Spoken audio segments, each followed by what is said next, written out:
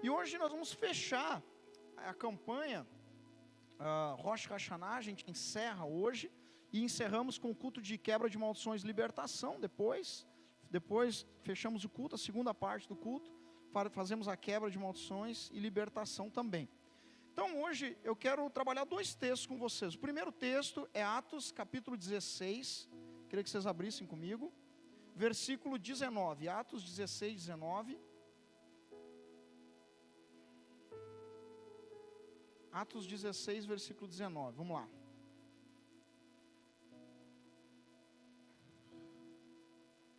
Quem achou aí, fala amém. Está aqui também, tá? Atos 16, 19 diz assim: vendo os seus senhores que se lhes desfizera a esperança do lucro, agarrando em Paulo e Silas, os arrastaram para a praça, à presença das autoridades. E levando-os aos pretores, disseram estes homens, sendo judeus, perturbam a nossa cidade, propagando costumes que não podemos receber e nem praticar, porque somos romanos. Levantou-se a multidão unida contra eles, e os pretores, rasgando-lhes as vestes, mandaram açoitá-los com varas. E depois de lhes darem muitos açoites, os lançaram no cárcere, ordenando ao carcereiro que os guardasse com toda a segurança. Este, recebendo tal ordem, levou-os para o cárcere interior e lhes prendeu os pés no tronco. Por volta da meia-noite, Paulo e Silas oravam e cantavam louvores a Deus. E os demais companheiros de prisão escutavam. De repente, sobreveio tamanho terremoto que sacudiu os alicerces da prisão. Abriram-se todas as portas e soltaram as cadeias de todos. Fala glória a Deus. Amém? Esse é o primeiro texto, tá? O segundo texto é um pouquinho antes. Marca aí, vai para Atos 12, versículo 1. Quero trabalhar dois textos contigo. Atos 12, versículo 1. Isso aí. Vamos lá. Diz assim: por aquele tempo mandou o rei Herodes prender alguns da igreja para os maltratar, fazendo passar a fio de espada a Tiago, irmão de João. Vendo ser isso agradável aos judeus, prosseguiu, prendendo também a Pedro, e eram os dias dos pães asmos. Tendo feito prender, lançou no cárcere, entregando a 4 escoltas de 4 soldados cada uma, para os guardarem, tensionando apresentá-lo ao povo depois da Páscoa. Pedro, pois, estava guardado no cárcere, mas havia oração incessante a Deus por parte da igreja a favor dele. Quando Herodes estava para apresentá-lo, naquela mesma noite, Pedro dormia entre 2 soldados, acorrentado com 2 cadeias, e sentinelas à porta aguardavam o cárcere. Eis, porém, que sobreveio um anjo do Senhor, e uma luz iluminou a prisão. E tocando ele o lado de Pedro, o despertou, dizendo: levanta-te depressa. Então as cadeias caíram-lhe das mãos. Disse-lhe o anjo: cinge-te e calça as sandálias.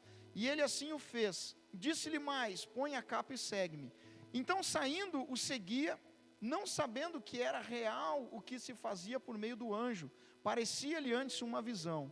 Depois de terem passado a primeira e a segunda sentinela, chegaram ao portão de ferro que dava para a cidade, o qual se abriu automaticamente, e saindo enveredaram por uma rua, e logo adiante o anjo se apartou dele. Amém? Glória a Deus. Você pode aplaudir a Deus por isso? 2 milagres, né? Sobrenatural. Eu quero falar para vocês hoje sobre como eu atraio a providência de Deus. Nós falamos um pouco sobre Moisés, um pouco sobre Davi, um pouco sobre Josué, e hoje eu quero fechar falando isso. Eu preciso da providência de Deus. Como que eu atraio ela para a minha vida? A providência ou a provisão, né? A providência de Deus, ela se manifesta na nossa vida quando nós temos um posicionamento. Amém, gente? Toda providência aguarda uma posição. Diga comigo, toda providência aguarda uma posição. Cada pessoa tem uma necessidade desencadeia nela desculpa, eu formulei errado aqui. Uma necessidade faz com que a pessoa busque por uma providência. E todos nós temos. E aqui a gente tem 2 exemplos. Paulo, preso, e Pedro, preso. Vou focar, tinha Paulo e um discípulo, né, um irmão em Cristo, mas vou focar Paulo e vou focar Pedro. Qual a diferença desses dois? Nós temos dois ambientes onde a providência se manifesta. O primeiro ambiente, que é o ambiente que a gente leu aqui de Atos 16, que fala da prisão de Paulo, é o ambiente onde você está inserido e precisa da providência. Um exemplo, eu estou depressivo, eu estou doente, eu estou endividado. Um exemplo, tá? Que acontece muito, infelizmente. Eu estou dentro da circunstância, certo? Concorda comigo? Eu preciso da providência para que me livre dessa circunstância. Esse é o exemplo de Paulo. E Paulo tem um posicionamento. O segundo ambiente, onde nós também precisamos da providência, é aquele ambiente onde eu não estou inserido diretamente, mas eu preciso da providência de Deus, agindo. Né? Por exemplo, a empresa onde você trabalha, ela não está indo muito bem. Diretamente ou indiretamente, vou ser atingido por isso. Eu estou muito bem, está tudo bem, mas os meus familiares não estão. Eu preciso da providência de Deus ali dentro. Então, eu não estou inserido diretamente, não é algo que me atinge o físico, né, ou a minha relação mais íntima, mais próxima, mas atinge aquilo que está ao meu redor e o meu convívio. E aí nós temos o exemplo de Pedro. E é interessante que para cada um tem um posicionamento. Então, o primeiro, Atos 16 que a gente leu, ele relata Paulo, né, e Silas, vou focar mais Paulo aqui. Eles estavam cumprindo o que Deus pediu para ele cumprir. Sabe quando a gente está fazendo tudo certo e as coisas dão errado? Já aconteceu contigo isso? Aí você ora e fala, mas Deus, eu estou fazendo tudo certo, eu sou uma pessoa boa, eu ajudo os outros, eu vou na igreja. Por que as coisas não dão certo? Por que as coisas não estão acontecendo como eu esperava? E nós temos a tendência a entrar em crises por isso. E as pessoas entram em crises, né? E crises muito profundas, em muitos casos, né? Poxa, mas eu estou fazendo tudo certo, meu casamento não rompe, eu estou fazendo tudo certo, minha vida profissional não rompe. Por que isso acontece? O que está acontecendo? O que eu posso fazer? Nós temos que entender que o príncipe desse século, o príncipe do mundo não é Jesus. Jesus é o príncipe da igreja, amém? É o príncipe dos céus, mas quem reina no mundo, quando se fala de pecado, é Satanás. E Satanás, ele vai fazer de tudo para que na nossa vida surjam frustrações, e essas frustrações nos afastem do propósito que Deus tem. Aqui Paulo e Silas, o que eles estavam fazendo? Eles estavam pregando o evangelho, e eles curam uma mulher, que ela tinha um espírito de adivinhação. Aquela mulher, ela estava endemoniada, e Paulo e Silas pregando o evangelho, eles expulsam o demônio daquela mulher, aquela mulher é curada, aquela mulher aceita Cristo, ela é liberta, ela recebe a salvação, amém, igreja? Fala glória a Deus, aleluia, né?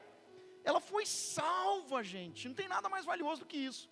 Porém, esse dom das trevas que essa mulher tinha, da adivinhação, rendia dinheiro para as pessoas, porque as pessoas exploravam ela. E quando ela foi curada, esse espírito maligno saiu da vida dela, ela parou de ter essas adivinhações. Por isso que o texto começa, vendo os seus senhores, que foi desfeita a esperança do lucro. Eles pegam Paulo e Silas e prendem eles. Primeiro açoitam eles, né? Batem muito neles. E depois prendem eles. E é interessante, aqui entra o primeiro ponto. Pastor, como que eu atraio a providência de Deus para a minha vida, quando eu estou mergulhado dentro de uma circunstância como Paulo e Silas? Vamos pegar o ponto de Paulo e Silas. Não era só a questão de estar preso. Eles não estavam só presos. Paulo e Silas, eles estavam presos, machucados e amarrados. Fala comigo, presos, cadeia, né? Presos, machucados, feridos, né? E amarrados. A Bíblia diz que o carcereiro amarrou o pé deles no tronco. Imagina, que coisa terrível, né? Ficaram ali presos, amarrados. Porém, Paulo e Silas, vamos pegar Paulo principalmente, mas Silas também, eles atraem a providência de Deus. Fala amém. Como que eles fazem isso? Aí, versículo 25. Por volta da meia-noite, Atos 16, 25. Por volta da meia-noite, Paulo e Silas oravam e cantavam louvores a Deus. E os demais companheiros da prisão escutavam. De repente, sobreveio tamanho terremoto que sacudiu os alicerces da prisão. Abriram-se todas as portas e soltaram-se as cadeias de todos. Amém? Pastor, como que eu atraio a provisão de Deus na minha vida quando eu estou numa situação tão difícil quanto esses dois, Paulo e Silas? A providência de Deus, ela é atraída quando nós estamos em angústia através da adoração. Posso ouvir um amém teu bem forte aí? Porque tem momentos na nossa vida, e todo mundo eu creio que já passou por isso, se você não passou ainda, pode ter certeza que o Espírito Santo vai permitir que você passe, para fortalecer a tua fé. Tem momentos na nossa vida, que nós ficamos tão angustiados, que nós não temos força para orar, sabia?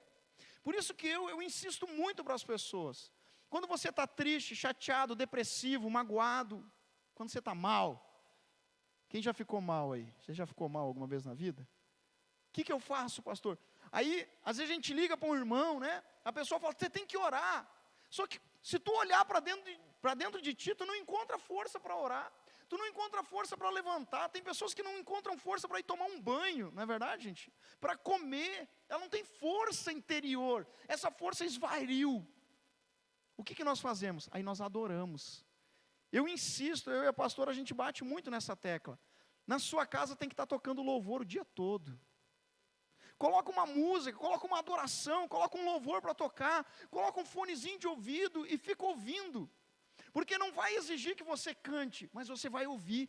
E aí começa a se cumprir a palavra de Deus que diz, eu trago à memória aquilo que me dá esperança. Aí você começa a ouvir um louvor, você começa a absorver a palavra de Deus em forma de música, aquilo começa a mexer com o teu interior, daqui a pouco aquilo te dá um ânimo novo, você consegue começar a orar. Foi isso que Paulo e Silas fizeram. É interessante que a Bíblia não diz que Paulo e Silas oraram. A Bíblia diz que a Bíblia diz assim, por volta da meia-noite Paulo e Silas oravam e cantavam louvores a Deus, e os demais companheiros de prisão escutavam. Então diga comigo, a oração e a adoração. Então a primeira chave é, no momento da angústia, no momento da fraqueza, da dor, adore a Deus. Amém? Por que eu preciso adorar? Aqui que está a chave, olha para mim. Porque quem não adora, reclama. É ou não é verdade? Se Paulo e Silas ficam sentados ali os dois, imagina as costas, tudo arrebentado, tudo rasgado, corte, né? Sujo, lugar difícil demais, devia ser.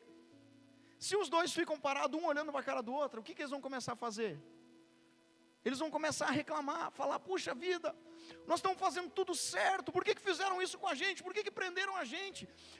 Aí é aquela frase que a gente ouve muito, né? Por que Deus me abandonou? Ei, Deus não te abandonou. Deus está te dando uma oportunidade para Ele manifestar um grande milagre na sua vida e exaltar o nome dEle na sua vida. Amém? É isso. Mas qual é a minha posição? A minha posição não pode ser reclamação. A minha posição tem que ser adoração. E é muito interessante isso. Nós temos a tendência à reclamação. Nós temos a tendência à murmuração. Nós temos a dificuldade com a adoração. Por quê? Porque existe poder nas nossas palavras. E o inferno sabe disso. Todas as vezes que você reclama, todas as vezes que você murmura, você dá força para os demônios agir na sua vida. Toda vez que você adora, toda vez que você clama, toda vez que você canta, você fortalece os anjos a teu favor. Como que eu atraio a providência de Deus quando eu não tenho força? A adoração. Adore o tempo todo. Adore. Se gosta de ouvir música, coloca louvor, bota no carro, bota no fone de ouvido, bota em casa, bota no rádio, no computador, aonde você estiver. Se você pode, fique ouvindo o dia todo. Músicas que atraiam a presença de Deus. Porque o louvor nada mais é do que a palavra de Deus cantada, né, gente? É isso, esse é o objetivo do louvor. Então, fala comigo, quando eu estou dentro da circunstância, Diga, sem forças. A adoração é a chave. Por que que a adoração é a chave? Porque eu já ouvi muitas pessoas falar assim: pastor, eu sei que eu tenho que orar, daí eu vou para o meu quarto, eu fecho a porta, eu dobro o joelho e eu vou orar, e eu não consigo orar. Eu não consigo orar, eu não sei o que dizer, não sai nada. Por quê? Porque os seus olhos não estão contemplando a glória do autor, Jesus. Os teus olhos estão contemplando o problema, a dor, não é? E o que move o coração de Deus não é a nossa necessidade, gente. O que move o coração de Deus não é a nossa dor. O que move o coração de Deus é a nossa fé. Amém? Então esse é o primeiro ponto. Quando eu estou dentro da circunstância, a chave é a adoração. E quando eu estou fora? Aí entra o exemplo de Pedro. Atos 12. Atos 12 diz que por aquele tempo, o rei Herodes mandou prender alguns da igreja. Matou Tiago, né? Fez passar fio de espada, matou Tiago. E prendeu alguns outros, entre eles Pedro. E é interessante que ele mandou prender Pedro, mandou botar no lugar mais fundo que tinha lá da cadeia, mandou botar uns guardas olhando para ele o tempo todo, cuidando dele. E a Bíblia diz o seguinte, né? Que Pedro dormia. Olha para o teu irmão e fala: Pedro dormia. Interessante, né? Versículo 7, versículo 6. Quando Herodes estava para apresentá-lo naquela mesma noite, Pedro dormia entre dois soldados, acorrentado com 2 cadeias e sentinelas. À porta guardavam o cárcere. Aqui eu achei demais. Enquanto Pedro dormia, mas Pedro, um homem de Deus, né? Enquanto Pedro dormia, a igreja orava. Amém? O que eu quero dizer com isso? No primeiro exemplo, nós somos a pessoa que está inserida dentro da circunstância. No segundo exemplo, nós somos a igreja. Amém? Quando eu não consigo estar lá dentro, é interessante que Pedro estava sozinho, não tinha ninguém com ele, não tinha como ir lá falar com Pedro. Eu vou lá levar um travesseiro para Pedro, vou lá levar uma garrafa de água gelada, vou lá, não tinha como ter acesso a Pedro. O que eu podia fazer? Eu podia orar. Então, o primeiro exemplo, ele fala que quando eu estou dentro da circunstância, sem força, a chave é a adoração. Amém? Agora, quando eu estou fora da circunstância, quando eu estou vendo de longe e eu não tenho acesso, a chave é a oração. Porque aonde eu não consigo ir, a minha oração entra. Amém? E é interessante isso. Tem circunstâncias que elas não se resolvem porque nós não oramos. E aqui diz o seguinte, que a igreja orava. E enquanto a igreja orava, versículo 5, Pedro, pois, estava guardado no cárcere, mas havia oração incessante a Deus por parte da igreja a favor dele. É o OPS, amém, gente? Oração, palavra e santidade. Enquanto a igreja ora, as coisas acontecem. Mesmo que aquela pessoa lá está longe, talvez você está aqui me ouvindo, você está pensando assim, poxa, eu sou a igreja, mas lá na minha casa, é só eu que ando com Jesus. Querido, se nós somos a igreja, essas pessoas lá são Pedro preso no meio dos sentinelas, mas a nossa oração aqui liberta elas lá. A nossa oração aqui muda a circunstância lá. A minha empresa está quebrando, a minha cidade, isso, aquilo. Quantas vezes você já orou pela empresa que você trabalha? Quantas vezes você já orou pelas pessoas que estão sobre a sua vida? Quantas vezes? Eu aposto que você já reclamou muitas vezes dessas pessoas, não é verdade? Mas nós precisamos orar, porque a oração tem poder de mudar realidades, a oração tem poder de mudar ambientes, a oração tem poder de materializar a glória de Deus na nossa vida e nas circunstâncias.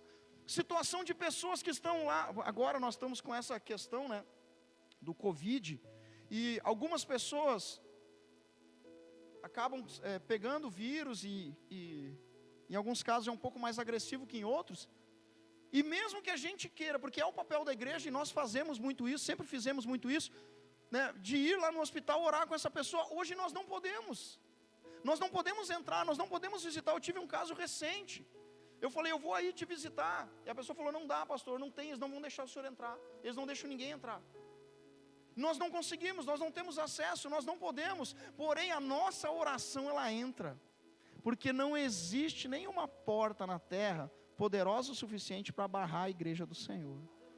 A oração movimenta os anjos. E talvez você está olhando e você está pensando assim, mas não tem nada que possa mudar esse quadro. Tem sim, tem a minha oração. Coloca a mão no teu coração, fecha teus olhos e diga: a minha oração vai mudar essa realidade.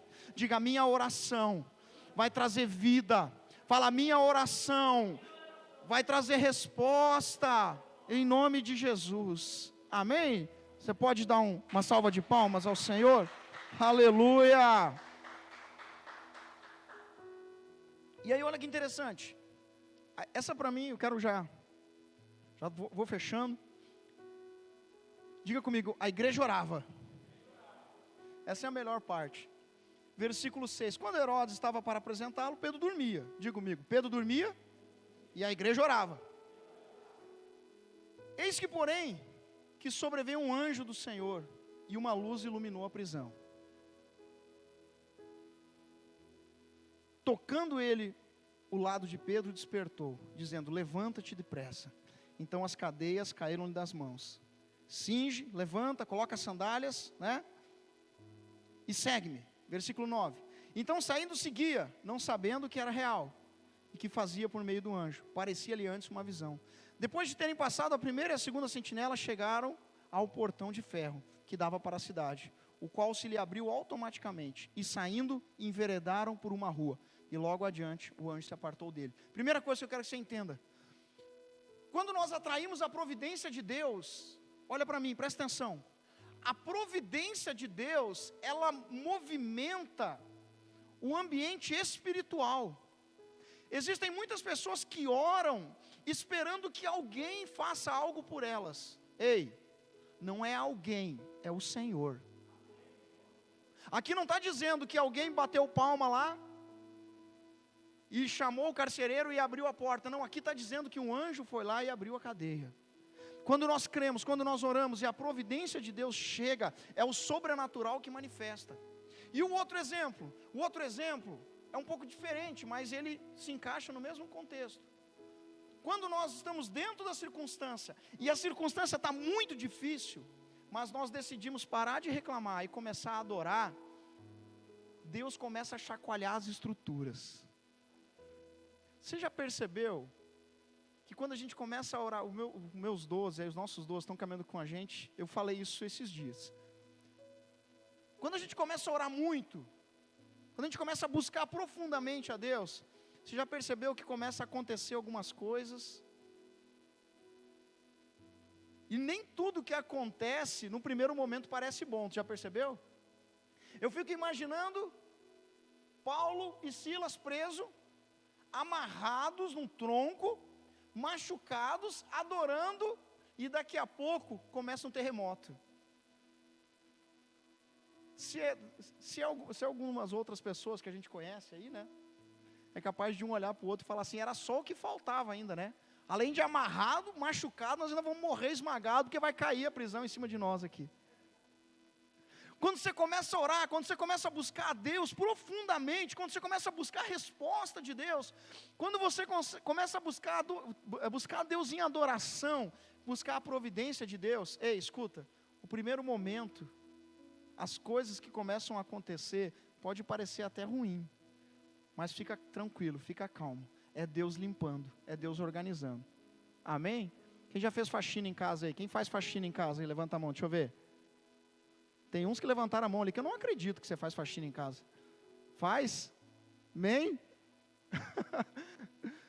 Quando está no meio da faxina, você está lá no meio da faxina, daqui a pouco alguém entra e fala: meu Deus, o que aconteceu aqui? É ou não é assim? Está um sofá em cima do outro, cadeira em cima da mesa, tapete na rua, negócio aqui virado, estande arrastado, água no chão, é ou não é assim? Mas olha para o teu irmão e fala: fica tranquilo, nós estamos limpando. No final, vai estar brilhando com um perfume maravilhoso. É ou não é assim? Amém? E o que eu acho mais legal, que isso a gente compara com o reino de Deus, é que depois que está tudo limpo, tudo limpinho, bonitinho, aí chega um bonito lá com os pés tudo sujo, ele vai entrar, o que acontece? Não pisa aí que eu acabei de limpar. Querido, escuta o que eu vou te falar. Quando Deus entra, limpa tudo, deixa tudo perfumado e limpo, Ele se coloca na porta e fala: a partir de agora ninguém mais entra aqui para sujar. é eu que estou habitando aqui dentro. Amém? Você pode aplaudir a Deus? Aleluia!